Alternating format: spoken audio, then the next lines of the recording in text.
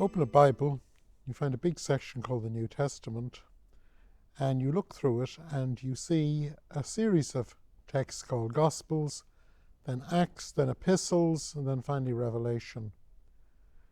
It seems to follow a chronological order. Time of Jesus, the apostles immediately after Jesus, Paul, and then on towards the end. But actually, that's an order that is determined by other things than chronology.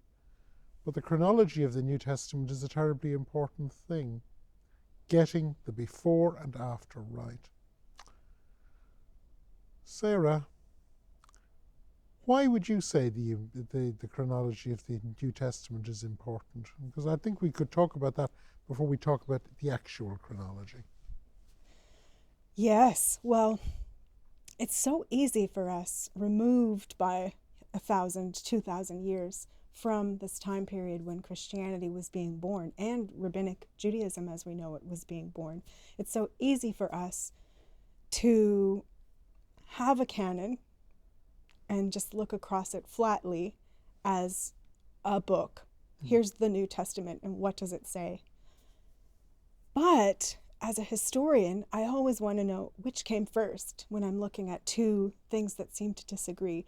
And if you do look at the canon that way in terms of, as best you can, organizing the books in the order in which they were written, you get a different picture that's very precious. It's a very unusual situation where you have so many documents that far back in antiquity that are a window onto a time of very quick development. And not only have we got so many documents, but we can also work out the before. We can work out that this must be before that, that must be after that, and then we can sort of build up a general picture. So where do we start? What's the earliest? I start with a document that's not in the canon. I start with a document called Q, which is an early list of Jesus' sayings. So we start at ground zero with Jesus, this person who somehow caused all of this to erupt. And that's probably simultaneous with the earliest documents in the New Testament, Paul. Okay. So probably First Thessalonians. First Thessalonians. We can't easily put Paul right into chronological order, but it's thought that First Thessalonians was maybe the first one that we have. Well, it's and maybe Romans is the last. Well, Romans is certainly a very organized lot of thinking. Yeah. And he tries things in 1 Thessalonians, which he seems to give up on, because when he's writing 1 Thessalonians, and you might comment on this, he still thinks that before his own death, there will be the return, the parousia, the second coming. That is a very important theme that arises when you look at these books in chronological order. You see a distinct shift between early Jesus following notions that this was a very temporary time. Apocalyptically speaking, they were expecting a change very soon. Jesus would return. The Romans would somehow be overthrown. Justice would prevail. All of these things. The God of Israel would act in such a way that the whole world order would be set to rights. Now, and the idea was, before any of them died, this was about to happen. And that's why Paul can suggest things like free your slaves and just don't bother to get married, be celibate. All these things go against Roman mores. But then in the latter texts of the New Testament, we see people realizing, oh, someone's died. Oh, things aren't changing. And then at the end, we start to see that change bumped into a future that's amorphous. And we start to see the mores, the kind of radical. I think it's John Dominic Crossan who talks about the radical Paul and then the counter Paul of the later non-Pauline epistles. Those later epistles reverse Paul's lack of care for typical family structures, and they say, women are saved through childbearing, slaves obey your masters, women be silent, listen to your obey your husbands and all of these things.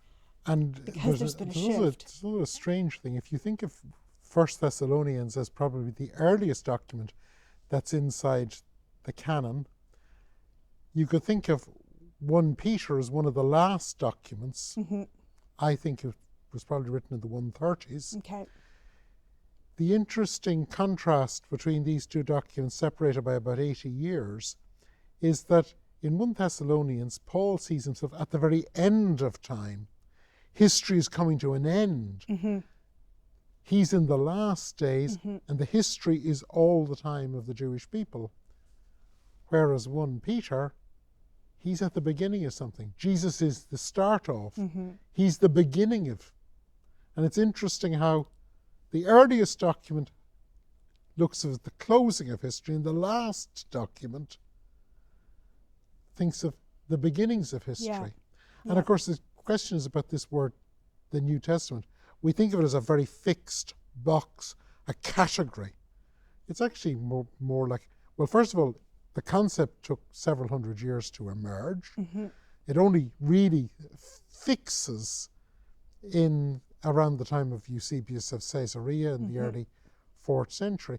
And it's more actually like a piece of string around a bundle of books. Yeah. But to go back to something you were saying earlier, you said, okay, there's Q, and then there's the genuine letters of Paul. Mm-hmm.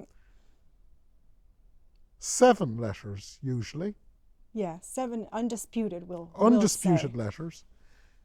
And how would the other letters, Ephesians, things like Ephesians and Colossians, how late would you place those? I often don't come down on the side of a date, Okay. but some people place them, first quarter of the 2nd century. Yeah. A lot Well, of those well, there's letters. the curious one there is that one is definitely quoting the other. The question is which is Of quoting Colossians which. and Ephesians, yeah. Yeah, but it's again, there's a chicken and egg Chicken there. and egg, yeah. You know, if you decide that that's earlier, then the other one must be later. Yeah. But it's clear that those two form a little pair, Mm-hmm. and they must be later. Well, we'll agree that they're later than Yes. Paul. Yeah. Would we? And also that they're post 70. They're after this. Oh, yes. Yeah. Yeah. Because, in a sense, the chronology of these texts, there's one ultimately central date. 70. Yeah. Yeah. Would you place anything else before 70, apart from the genuine letters of Paul? I wonder about Mark, Hmm. the Gospel of Mark. I date it around 70. Well, that's interesting because I think of Mark as someone who was actually out as a preacher, moving from place to place. I think of Okay. him moving from place to place, using the rules for hospitality that we see in another early document that I would place before 70, at least a form of it, the Didache. Oh, yes. And it's saying, if they arrive, give them food for 3 days. If they stay any longer, they're just what word would we use? Sponging on your hospitality. And I think of Mark as someone I think he must have been a young man because he was traveling around. It's jumping on and off ferries. He's got a Roman name, but he's writing in Greek. I think of him as a someone going around the Aegean. Mm-hmm. The churches that Paul, a generation earlier, had, even though might have only been 10, 15 years earlier. Mm-hmm. So I could imagine a situation that Mark may have been preaching before 70, Yeah. but I personally think that the form of the gospel as we have it now, with things like the abomination of desolation, is a post 70. The form that he's known for is a post 70 form. But we're agreed on one thing: of those that write gospels, they're all later than the genuine Paul, Mm-hmm. and the earliest is Mark. Yes, we're agreed on that. But you've hit upon an important complication, which is that we don't have original documents. Mm-hmm. So we have documents in a form, Mm-hmm. which has become the final form, and we we don't necessarily have evidence for what the original looked like, and we know that these were hand copied, and scribes took liberties, and so and also things were as added. and also as David Parker down at the University of Birmingham has pointed out, these were living texts, and so they were changing. Yeah. Even what looked like sometimes scribal emendations are actually adaptations to new situations, To fit the situation. because they weren't treating them as they weren't yet treating them with the sacrality of Scripture. No. Scripture was sacrosanct, but Scripture was what we today would call the Old Testament. Yeah. Or for them, it was probably what we would now call the Septuagint. Exactly. The Greek translations and Greek compositions, yes, from the Second Temple period. And whenever they say according to the Scriptures, they mean according to those texts that form the Septuagint. Yeah. Okay, we've got Mark. Would you ever go with who was the last of the Gospels? I changed my mind on this last night. Right. I went with the standard: Mark is first, Matthew and Luke came next, John is last because it has this high Christology. But last night I happened to pick up Marcus Borg's, I think it might be called The Chronology of the New Testament, The Evolution of the New Testament, and he's simply compiled a New Testament with the documents within the canon as we know it, in what he thinks is their chronological order, according to consensus. Except, he said, this is the one instance where I break consensus, and he puts Luke very late as the last gospel, Luke Acts, after John. Yeah. And his arguments for it are, he has many, but the two that convinced me were the language around the parting of the ways between Christianity and Judaism.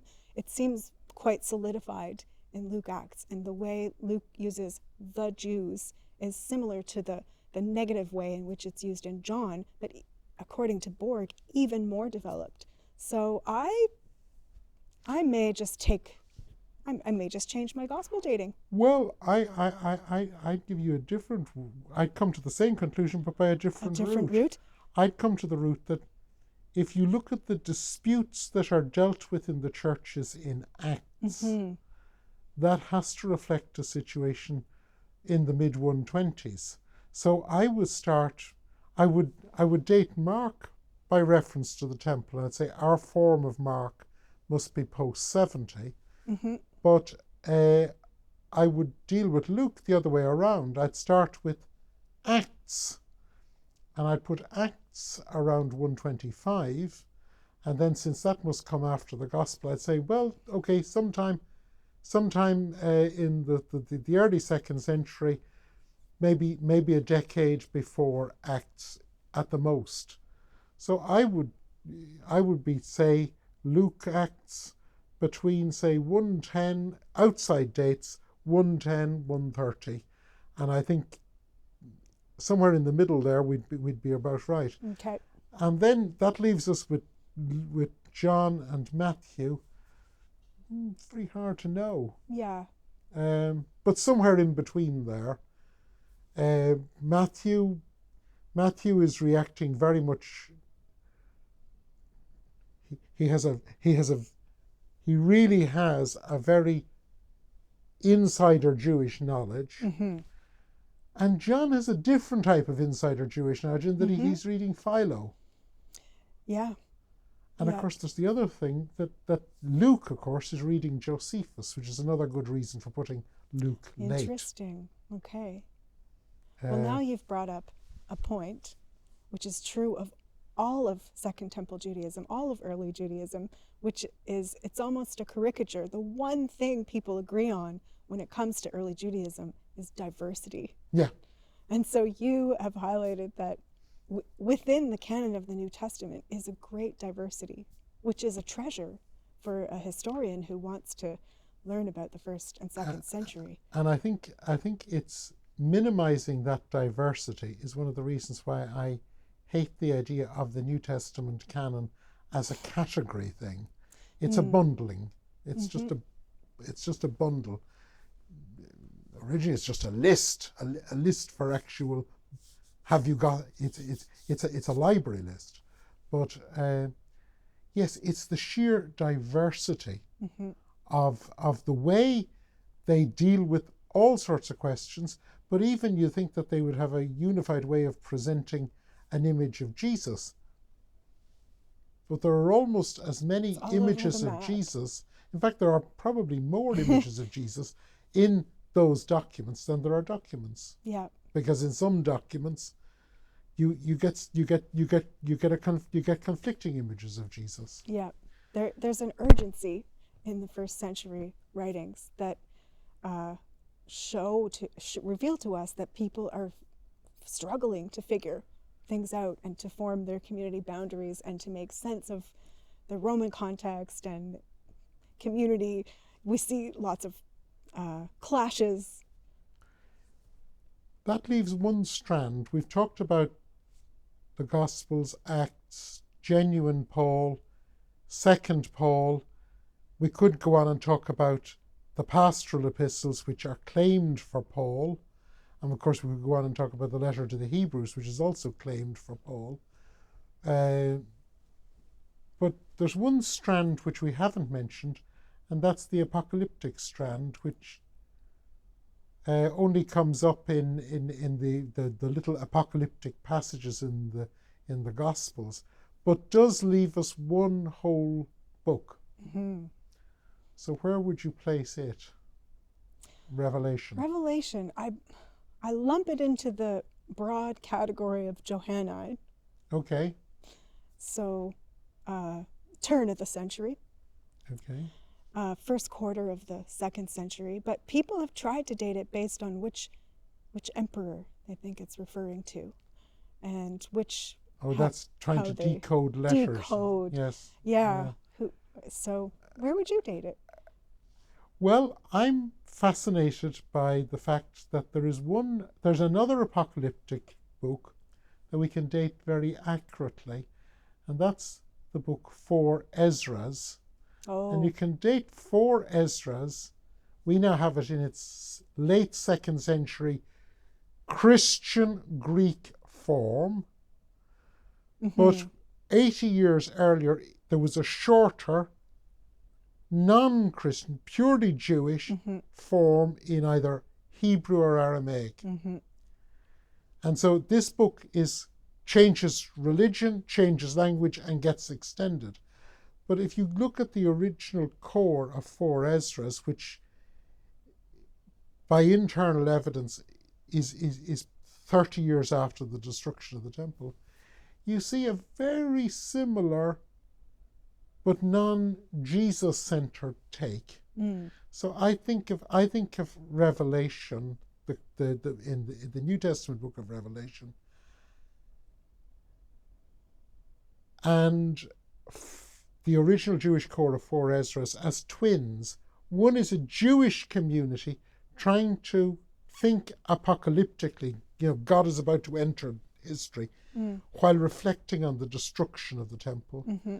And Jesus, for a group that are followers of Jesus, the book of Revelation is an apocalyptic group. God is about to enter in. It's reflecting on the destruction of the temple. And so it ends talking about the perfect temple in heaven. So I'd place it around the turn of the century. Around the turn. Okay. And